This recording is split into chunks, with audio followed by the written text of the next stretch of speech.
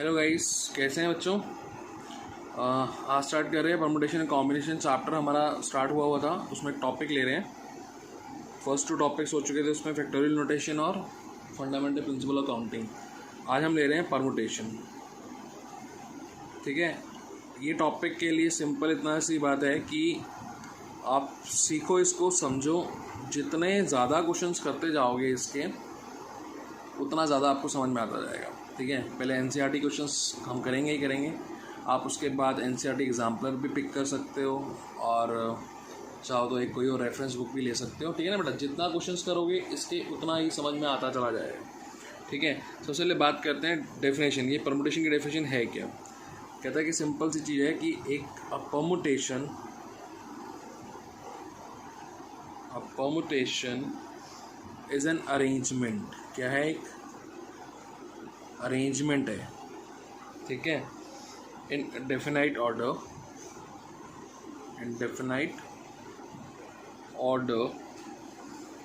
Of a number of objects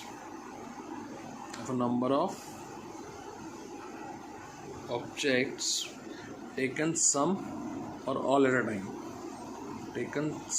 और all eight a time.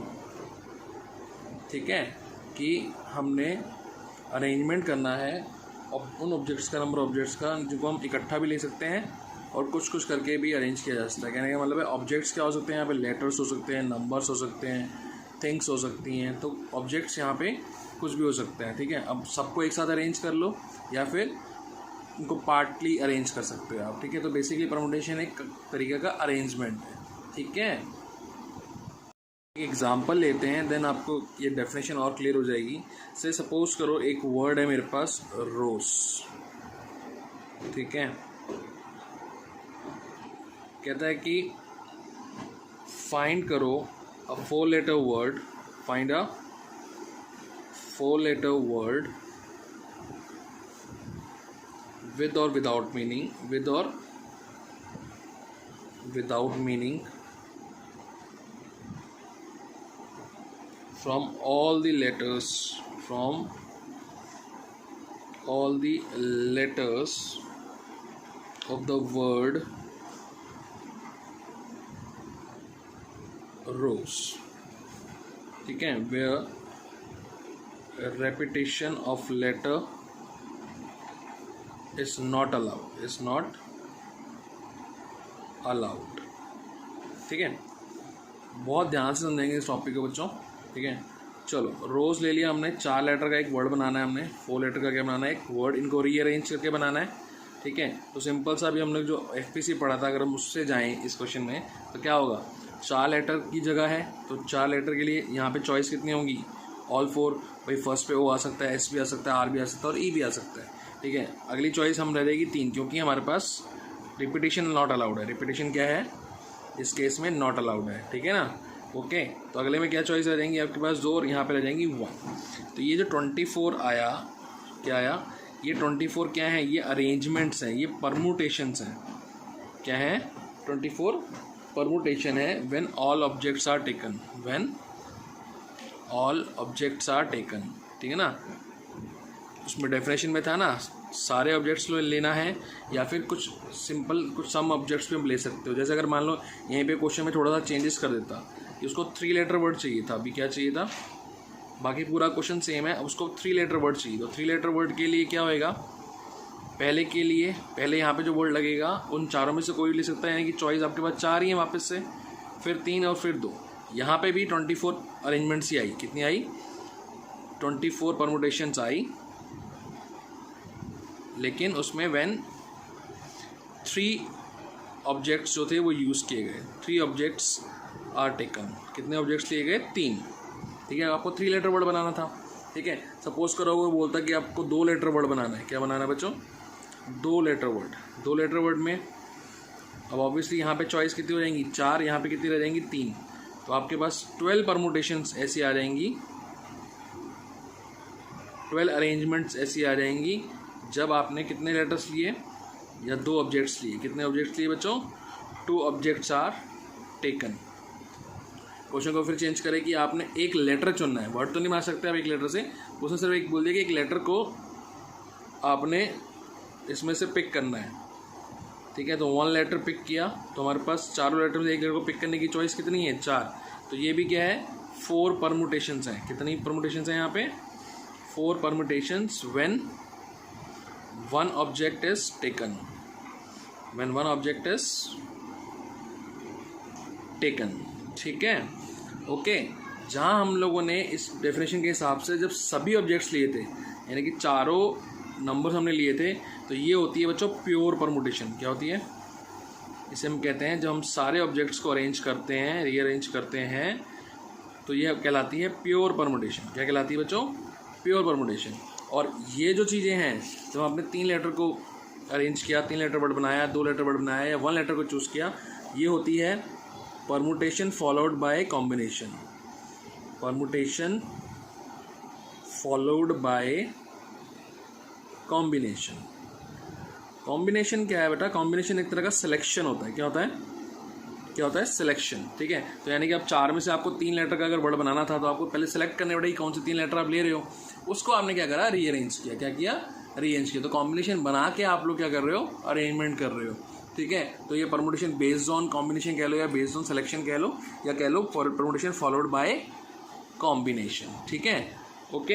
ये थी डेफिनेशन को भी समझाया है, अभी कोई क्वेश्चंस नहीं कराए अभी, ठीक है। आपको समझ में आया, थोड़ा सा और समझेंगे इसके बारे में, कुछ थ्योरम्स हैं इसमें, थ्योरम समझेंगे तो हम फॉर्मूले पे आएंगे, ठीक है। चलो ओके गाइस, ये समझो बच्चों, कहता है कि find number of permutation of the word Allahabad, ठीक है, when all letters of the word used, ठीक है। अगर आप इसको चेक करोगे तो 1 2 3 4 5 6 7 8 9 लेटर्स हैं।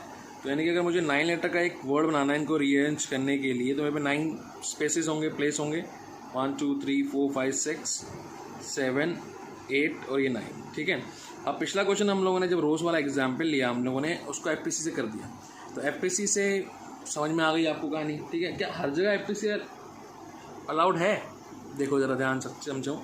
इसमें वर्ड्स, इसमें लेटर्स हैं कितने, इसमें लेटर ए है, एल है, एच है, बी है, ए और डी है, ए एल एच बी और डी, ठीक है। 1 2 3 4 5, ठीक है। 5 ही तो लेटर हैं, उनकी रिपीटिशन है, मतलब कि डबलिंग हो रखी है। कोई जो ए है वो कितनी बार है, वो ए जो है आपके पास 3 बार है, ठीक है। एल जो है वो कितनी बार है, आई थिंक 2 बार है, ठीक है।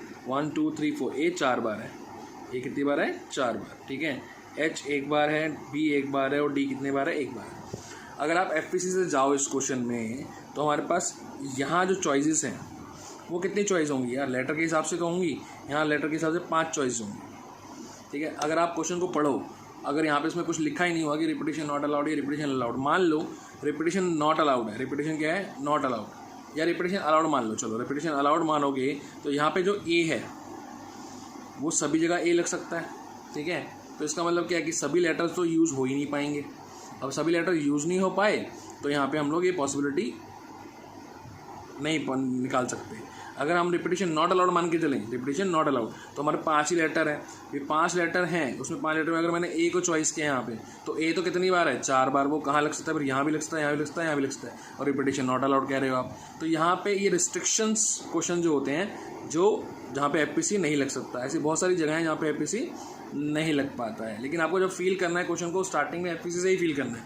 और ऊपर मैंने यहाँ पे क्या लिखा हुआ, permutation when all objects are different. अभी हम क्या सीख रहे हैं, हम सिर्फ उतना ही सीख रहे हैं कि जहाँ पे अरेंजमेंट उन ऑब्जेक्ट्स की करनी है जब क्या हो, सारे डिफरेंट हो। यहाँ पे डिफरेंट नहीं है बेटा, आइडेंटिकल है। अब ये कैसे होगा ये हमें बाद में बताएंगे आपको, ठीक है। तो फिलहाल मैं आपको समझा रहा हूँ कि रिस्ट्रिक्शंस जो हैं वो किस वजह से आ जाती हैं एफपीसी नहीं लगने से, ठीक है। अब हम पढ़ेंगे पहली थ्योरम, ठीक है, जो परमुटेशन की थ्योरम है।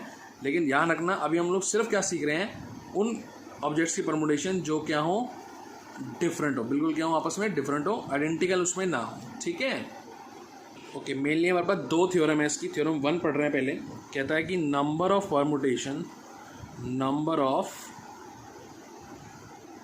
परमुटेशन या अरेंजमेंट ऑफ n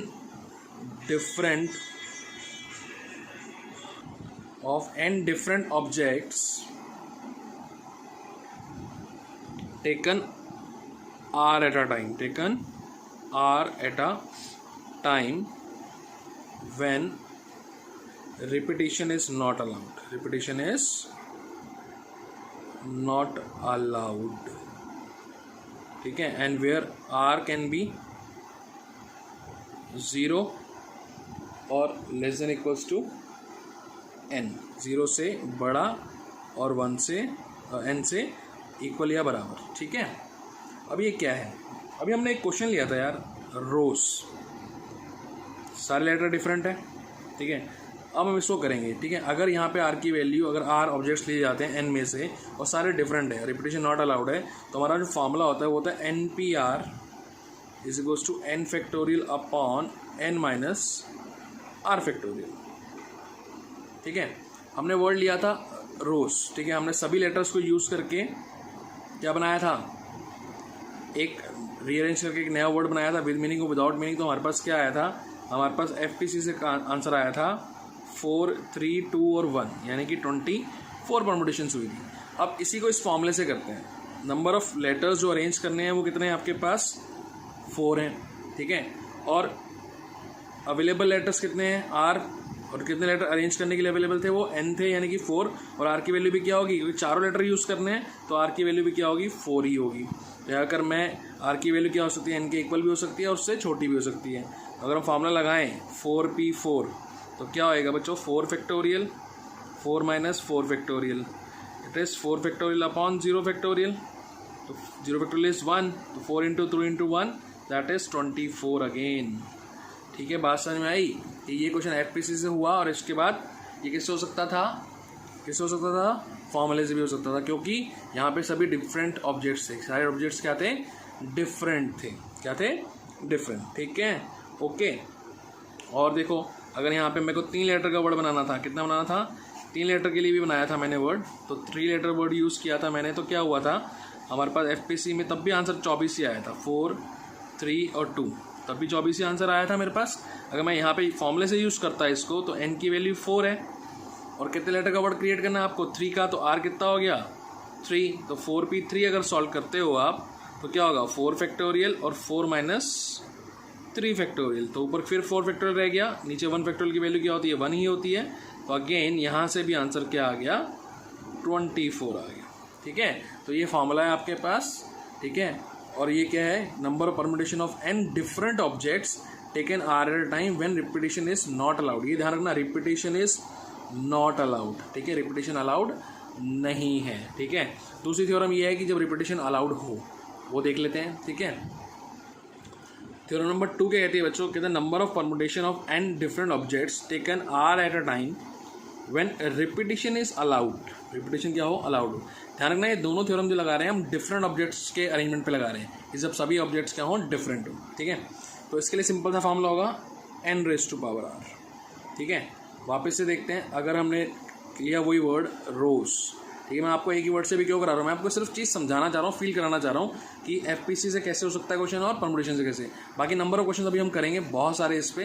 पहले आप नोट्स बनाओगे, इस वीडियो को देखोगे, समझोगे, देन मुझे बताना कि क्लियर हुआ या नहीं हुआ, देन उसके बाद हम लोग इसकी एक्सरसाइज करेंगे। एक्सरसाइज में 10 या 12 क्वेश्चन हैं, वो हो जाएंगे, लेकिन कॉन्सेप्ट बहुत मैटर करता है बेटा, ठीक है।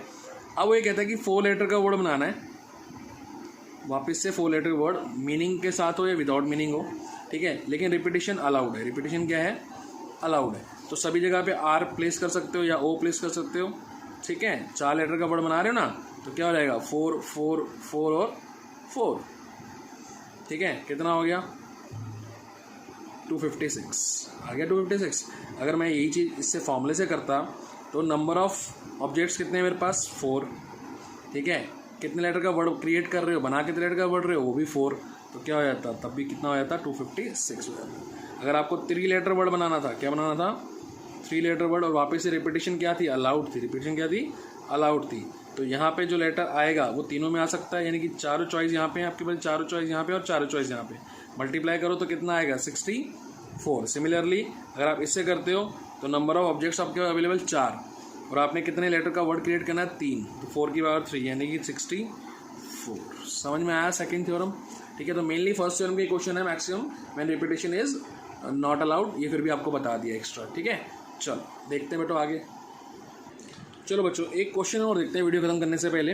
मान लो एक वर्ड दिया हुआ आपको मंडे, ठीक है, the find words with or without meaning from the letters of the word Monday when each letter exactly used once. पहला पार्ट दिया हुआ है 4 letter use at a time, ठीक है ना, आर एट अ टाइम वाली बात आ गई, ठीक है। तो यानी कि यहाँ पे जो अरेंज करने के लिए हमारे लेटर है 1 2 3 4 5 6 ऑल डिफरेंट है, ध्यान रखना, ठीक है। तो एन हमारे पास क्या हो गया 6, हमें सिर्फ कितनों को लेना है 4 को, यानी कि आर की वैल्यू क्या हो गई 4, ठीक है। 6p4 हमारे पास क्या आ गया, NPR का फॉर्मूला होता था ना, तो ये क्या हो गया 6p4 यानी कि 6 फैक्टोरियल अपॉन में 6 minus 4 factorial which is 6 factorial upon 2 factorial, 6 into 5 into 4 into 3 into 2 factorial, that is 360 words create हो सकते हैं, ठीक है। FPC से अगर आप लगाते क्या वो क्वेश्चन हो पाता है, बिल्कुल हो जाता। 6 चॉइसेस थी आपके पास, ठीक है, आपको 4 लेटर का वर्ड बनाना था, 4 प्लेसेस है ना, तो पहले पे 6 फिर 5 फिर 4 और 3, रिपीटेशन नॉट अलाउड है, ठीक है। तो यहाँ से भी कितना आता है 60।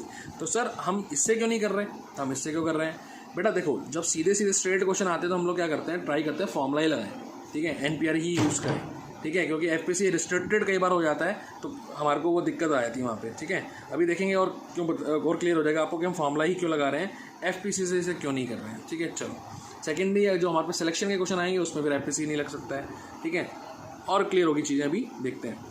कहता है ऑल लेटर्स यूज, सभी लेटर को यूज़ करना है, यानी कि जो लेटर्स अवेलेबल हैं वो कितने हैं 6, और इनको यूज़ करना है वो भी कितने हैं 6, यानी कि 6p6 NPR से, तो 6 फैक्टोरियल अपॉन में 6 माइनस 6 फैक्टोरियल, तो 6 factorial upon 0 factorial, 0 factorial is 1, तो 6 into 5 into 4 into 3 into 2 into 1 720, ठीक है। इसका एक पार्ट और देखते हैं, इंपॉर्टेंट पार्ट है, कहता है कि ऑल लेटर्स यूज्ड, सभी लेटर को यूज़ करना है, but first is a vowel, यहाँ पे उसने कैच दे दिया, रिपीटेशन तो नॉट अलाउड है ही है। अब देखो ज़रा वॉवल कितने हैं, पहले तो इसके अंदर OA, ठीक है, 2 वॉवल हैं, कितने हैं 2 वॉवल।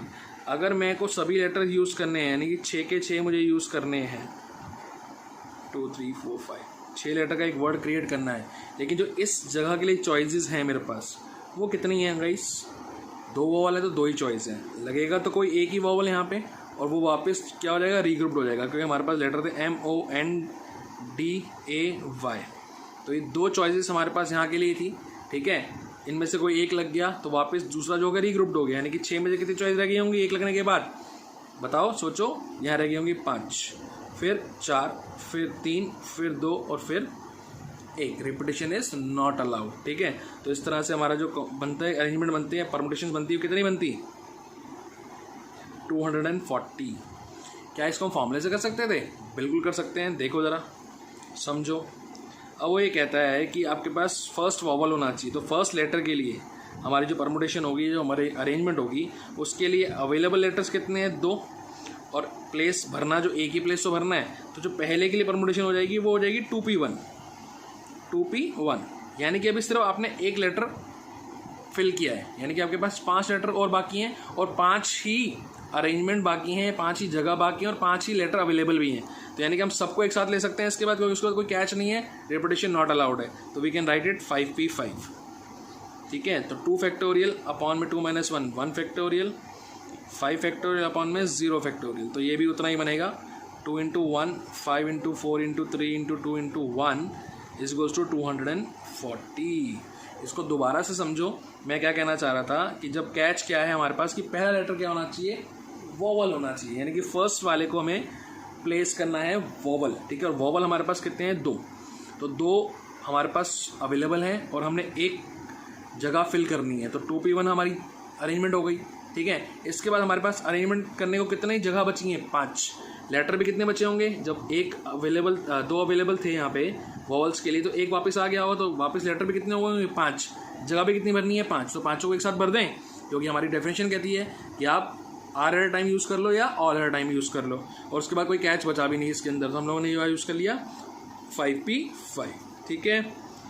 ऐसे भी हो सकता था, ऐसे भी हो सकता था, ठीक है।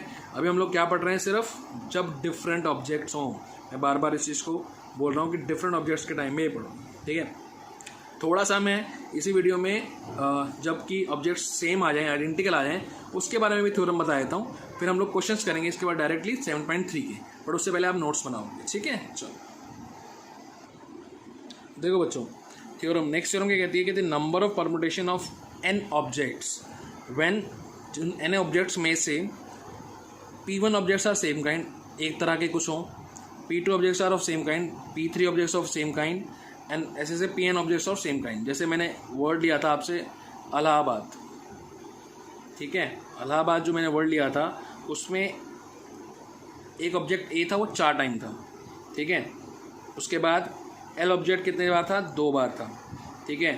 बी 1 बार था, डी 1 बार था एंड एच भी क्या था, 1 ही बार था, ठीक है। तो क्या होता है, हम लोग सिर्फ इस केस में जब भी कुछ आइडेंटिकल हो, लुकालाइक हो, ऐसी चीज़ें हों, अगर हमारे पास n ऑब्जेक्ट्स की हमें अरेंजमेंट करनी है और उसमें कुछ आइडेंटिकल हैं, तो हम लोग सिर्फ आइडेंटिकल वालों को ले लेते हैं, ठीक है। टोटल जो भी परमुटेशन होगी वो, तो इलाहाबाद में अगर हम लोग को सभी लेटर यूज़ करने हैं, when all letters are used, when all letters are used, और हमें विद मीनिंग और विदाउट मीनिंग का वर्ड क्रिएट करना है, तो विल टेक ऑल ऑब्जेक्ट्स, यानी कि कितने थे, 9 था, 9 फैक्टोरियल अपॉन आइडेंटिकल कौन कौन से थे, ए और एल, यानी कि सिर्फ 4 फैक्टोरियल और 2 फैक्टोरियल। बाकी जो 1 वाले रह जाएंगे ये ऑटोमेटिकली इसमें आ ही चुके हैं, ठीक है ना, ये सब उसमें 9 फैक्टोरियल में इंक्लूड हो चुके थे, इनको नहीं करते हैं हम लोग। तो फाइनली हमारा आंसर क्या आया था, 9, 8, 7, 6 और ये 5 और ये 4 फैक्टोरियल, ठीक है। बड़ी टर्म को काटने के लिए हमने 4 पे रोक दिया, उसको कैंसिल आउट, 2 × 1 4 ज़ा, ठीक है। 36 210 इज लाइक कितना हो गया,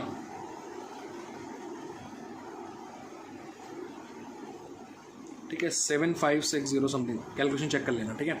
तो कहानी क्या है, अगर आपके पास सेम ऑब्जेक्ट्स आ जाएं, n ऑब्जेक्ट्स में से कुछ ऑब्जेक्ट्स हो सेम हो, तो आप क्या करोगे, उस टोटल ऑब्जेक्ट्स अपॉन में उन सेम वालों की क्या कर दोगे, अरेंजमेंट कर दोगे उनके नंबर के हिसाब से। जैसे ए 4 थे तो 4 फैक्टोरियल, 2 एल थे तो 2 फैक्टोरियल, अगर बी भी 3 होते तो यहाँ पे 3 फैक्टोरियल, डी अगर 2 होते तो 2 फैक्टोरियल, एच होता तो 4 होते तो 4 फैक्टोरियल, ठीक है। वो नंबर बढ़ जाते हैं उस टाइम पे, ठीक है। बट 1 वाले जो हैं ऑलरेडी इसमें इंक्लूड हो चुके तो 1 वाले को नहीं लेते, ठीक है, समझ में आया, ठीक है। तो ये है बेसिकली आपके पास 2 थ्योरम बताई पहले जिसमें डिफरेंट ऑब्जेक्ट्स लिए सारे, उसमें मैंने रिपीटिशन अलाउड और रिपीटिशन नॉट अलाउड बताया। तीसरी वाली में थ्योरम में क्या करा, जब नंबर ऑफ परमुटेशन उन ऑब्जेक्ट्स की करनी पड़े जिसमें कुछ आइडेंटिकल होते हैं, क्या होते हैं, कुछ आइडेंटिकल होते हैं। अब हम एक्सरसाइज पे आएंगे, उससे पहले कुछ एग्जांपल्स भी हैं एक्सरसाइज से पहले, वो भी इंपॉर्टेंट एग्जांपल है, वो भी करेंगे, ठीक है। बट उससे पहले इस पूरी वीडियो में जो बताया गया है इसको समझो और नोट्स बनाओ, और कोई क्वेरी हो तो प्लीज़ पूछो, ठीक है। कल या परसों तक मैं आपको दूसरी वीडियो डाल दूंगा इसकी एक्सरसाइज की, बट अगर उससे पहले कोई क्वेरी है तो प्लीज़ पूछो, ठीक है। चलो।